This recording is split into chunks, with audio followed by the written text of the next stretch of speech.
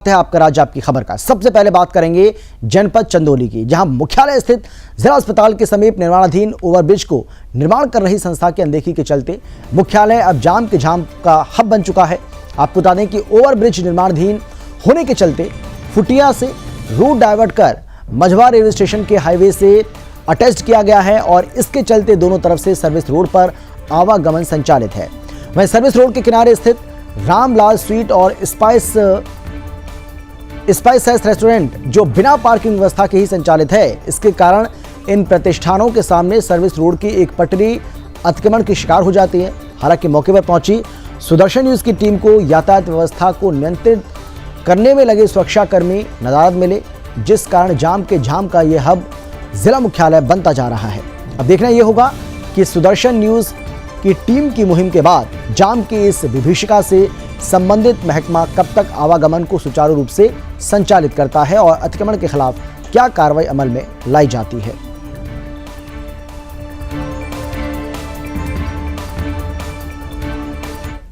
यहाँ एनएचआई का जो पुल बन रहा है, इसी के लिए ये एक तरफा रास्ता चालू किया गया है और इस एक तरफा रास्ते की वजह से दोनों तरफ गाड़ियां आ जा रही हैं। पंडित कमलापति त्रिपाठी है, स्टेट बैंक है, लिया मोड़ है। यहाँ पे एनएचआई का कोई भी उस रंग का स्टाफ नहीं है, न कोई पुलिस वाला है, न कोई प्रशासन आदमी जनता और दूसरी तरफ एक ही लेन से दोनों तरफ की गाड़ियां आ जा रही हैं और सुरक्षा व्यवस्था की कोई यहाँ पे नहीं है। कभी होमगार्ड वाले हैं तो वो तो कर रहे हैं, लेकिन जो एनएचआई विभाग के सुरक्षा कर्मी है वो यहाँ से मौके से फरार है। अभी जब सुदर्शन न्यूज चैनल की टीम आई थी तो मौके पे तो एक और लोग दिखाई दिए। अभी अगर हम लोग चले जाएंगे तो कोई मौके पे नहीं मिलेगा। अब देख रहा है कि अब इससे कार्रवाई होती है या फिर मामले को संख्या बच्चे में डाल दिया।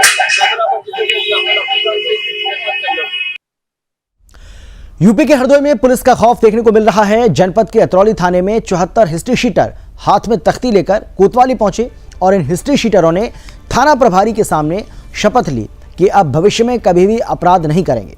इसके साथ ही अगर इनके आसपास के इलाके में कोई अपराध होता है तो उसकी सूचना पुलिस को देंगे और अपराध को रोकने में पुलिस की मदद भी करेंगे। इन सभी हिस्ट्री शीटर ने थाना प्रभारी से मिलकर जब अपने संकल्प के बारे में बताया, तब थाना प्रभारी ने इन सभी हिस्ट्री शीटर को सामूहिक रूप से शपथ दिलाई। इंस्पेक्टर दिलेश सिंह ने पुलिस की तरफ से ये आश्वासन दिया कि अनावश्यक रूप से इन अपराधियों को परेशान नहीं किया जाएगा। दरअसल प्रदेश में दोबारा योगी सरकार आने के बाद अपराधियों में दहशत है। आए दिन अपराधी थाने में पहुंचकर सरेंडर कर रहे हैं। अतरौली इंस्पेक्टर ने सभी से बातचीत करने के बाद जांच पड़ताल की और अपराधियों की आपराधिक पृष्ठभूमि जानी और उन्हें अपराध से दूर रहने के लिए प्रेरित भी किया।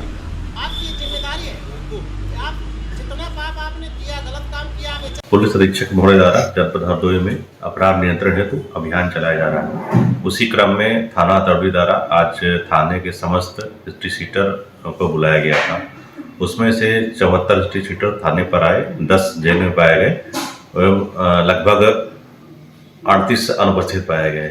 इसमें उपस्थित हिस्ट्री शीटरों को हिदायत दी गई कि वो अपराध एवं अपराधियों से दूर रहें एवं बीट कर्मचारियों एवं अधिकारियों को निर्देशित किया गया उन पर लगातार सतर्क निगाह रखें ताकि अन्य कोई अपराध या अन्य कोई निरोधिया ना हो।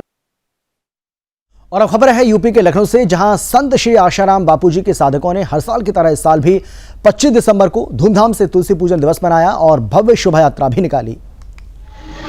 इस शोभा यात्रा में लखनऊ के कई वरिष्ठ समाज सेवी शामिल हुए। तुलसी पूजन दिवस पर निकली इस शोभा यात्रा में शामिल साधकों ने कहा है कि तुलसी पूजन भारतीय संस्कृति का एक अहम हिस्सा है। लखनऊ आश्रम के साधकों ने कहा कि आज का युवा पाश्चात्य संस्कृति से प्रभावित होकर अपना आज नष्ट कर रहा है, अपना ओज नष्ट कर रहा है। ऐसे में तुलसी पूजन जैसे कार्यक्रमों से पर्यावरण और संस्कृति की रक्षा के प्रयास किए जा रहे हैं।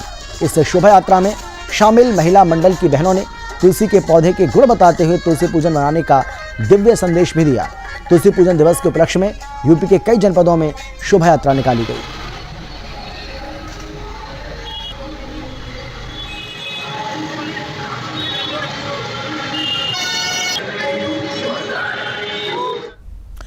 यूपी के मुरादाबाद में जिलाधिकारी मानवेंद्र सिंह ने नवनिर्मित गौशालाओं का औचक निरीक्षण किया और ग्रामीणों से बात कर गौशाला व्यवस्थाओं को लेकर जिलाधिकारी ने नाराजगी भी जाहिर की।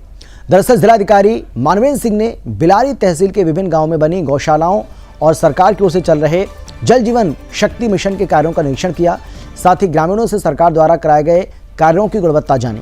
वहीं जिलाधिकारी ने बिलारी तहसील के 3 गांवों का निरीक्षण किया, जिसमें गौशाला और गांव की व्यवस्था को देखकर नाराजगी जताई गई।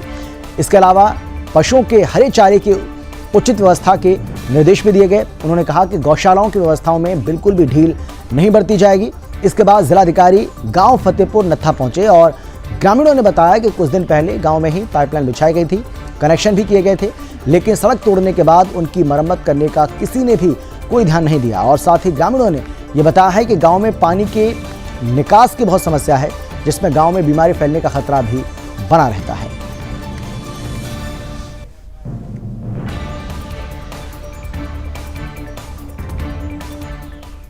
गौ संरक्षण का काम यहाँ बेहतर हुआ है। पहले कोई प्राइवेट संस्था देखती थी, जिसकी वजह से बहुत अच्छा संरक्षण नहीं था। मैंने आने के बाद उसको हटाकर मैं 10 ग्राम पंचायतों से इसको जोड़कर इसका गौ संरक्षण का काम करा रहा हूँ।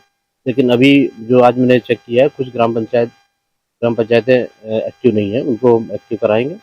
और जितनी भूमि हमें अपेक्षित है कि हरे चारे के लिए जितनी भूमि होनी चाहिए, वो अभी हमें नहीं मिल पाई है। अभी मैंने एसडीएम को निर्देशित किया है कि आप शाम तक वो सभी जहाँ पर उन्होंने हरी 4 और 5 और 6 की जमीन चिन्हित की है, उसको प्रधानों को हस्तगत करके मुझे शाम तक रिपोर्ट।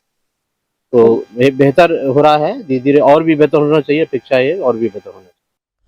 कर्नाटक के बेलगांव जिले के चिक्कोड़ी में राष्ट्रीय उपभोक्ता दिवस पर अंतर्राष्ट्रीय तहसील कानूनी सेवा समिति और बार एसोसिएशन चिक्कोड़ी की तरफ से शहर के इंदिरा नगर सार्वजनिक सुविधा हॉल में एक उपभोक्ता जागरूकता कार्यक्रम का आयोजन किया गया।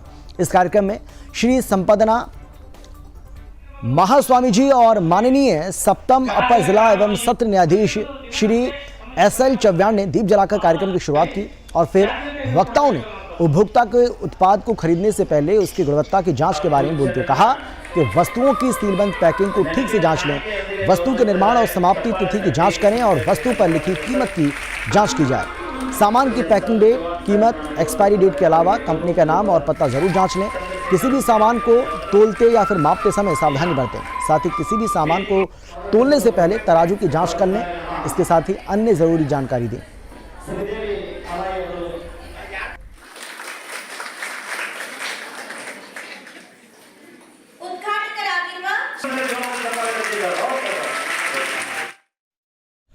राजस्थान के चित्तौड़गढ़ में भारत रत्न पूर्व प्रधानमंत्री स्वर्गीय अटल बिहारी वाजपेयी जी की जयंती पर सुशासन दिवस के रूप में इसको मनाया गया। इस मौके पर स्वच्छता अभियान की शुरुआत की गई। साथ ही पूर्व प्रधानमंत्री अटल बिहारी वाजपेयी जी को पुष्पांजलि अर्पित की गई। इस कार्यक्रम में जिला कलेक्टर, विधायक, बीजेपी जिला अध्यक्ष सहित कई जनप्रतिनिधि मौजूद रहे। आपको बता दें कि पूर्व प्रधानमंत्री अटल बिहारी वाजपेयी द्वारा किए गए कार्यों के बारे में सभी ने अपने विचार रखे।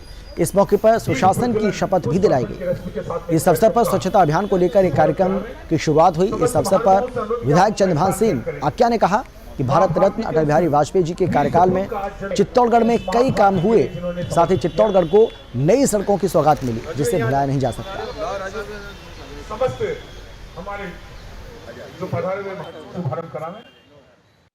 आपने हिंदी में भाषण दिया था, एक आपने कहा। मुख्यमंत्री बनने के बाद पहली बार ग्वालियर प्रवास पर पहुंचे सीएम डॉक्टर मोहन यादव ने कहा है कि भारत रत्न और पूर्व प्रधानमंत्री श्रद्धेय अटल बिहारी वाजपेयी जी की एक विराट व्यक्तित्व के धनी थे और उनके प्रधानमंत्री के कार्यकाल के दौरान अनेकों ऐतिहासिक कार्य हुए।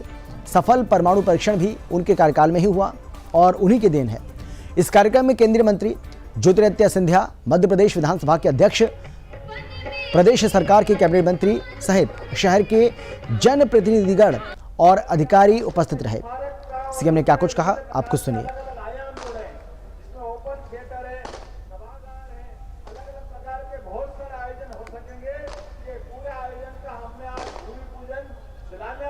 अटल जी सिर्फ प्रख्यात राजनेता नहीं थे, बल्कि कलम के जादूगर भी थे। और तो कल आपको बता दें कि भारत के पूर्व प्रधानमंत्री स्वर्गीय अटल बिहारी वाजपेयी जी की जयंती थी और इस मौके पर ये भव्य कार्यक्रम यहाँ पर आयोजित किया गया। ग्वालियर प्रवास पर पहुंचे सीएम मोहन यादव। इस दौरान कई केंद्रीय मंत्री भी यहाँ पर मौजूद रहे और उन्होंने स्वर्गीय अटल बिहारी वाजपेयी को याद किया। आज का ये जो दिन हमारे लिए बहुत अद्वितीय रहा है।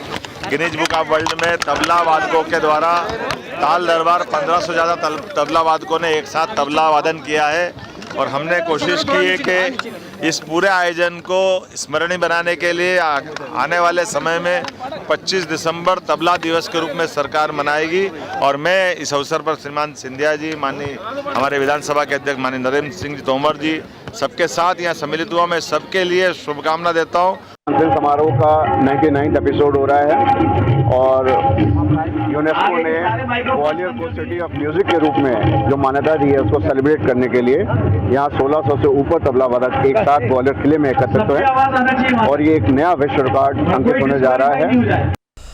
मध्य प्रदेश के टीकमगढ़ शहर में सिंचाई विभाग की 3 हेक्टेयर जमीन बेच दी गई है और उसका नामांतरण और परिवर्तन भी कर दिया गया। दरअसल जिला प्रशासन नामांतरण परिवर्तन निरस्त करने में जुटा हुआ है, जहां अब तत्कालीन दोषी अधिकारी कर्मचारियों के खिलाफ जांच कर कार्रवाई करने की बात कही जा रही है। आपको बता दें कि टीकमगढ़ जिले में भूमाफिया सरकारी जमीनों को हड़पने की जुगत में लगे हुए हैं। इसमें राजस्व विभाग के अधिकारी कर्मचारियों की मिलीभगत सामने आ रही है और ऐसा एक मामला टीकमगढ़ शहर में सिंचाई विभाग का है, जहां सिंचाई विभाग की 3 हेक्टेयर शासकीय जमीन बेच दी गई और विभाग को इस मामले की भनक तक नहीं लगी। इस पूरे मामले को लेकर एसडीएम टीकमगढ़ का यह कहना है कि इस मामले की जांच कराई जाएगी, दोषी अधिकारियों और कर्मचारियों के खिलाफ कार्रवाई भी की जाएगी।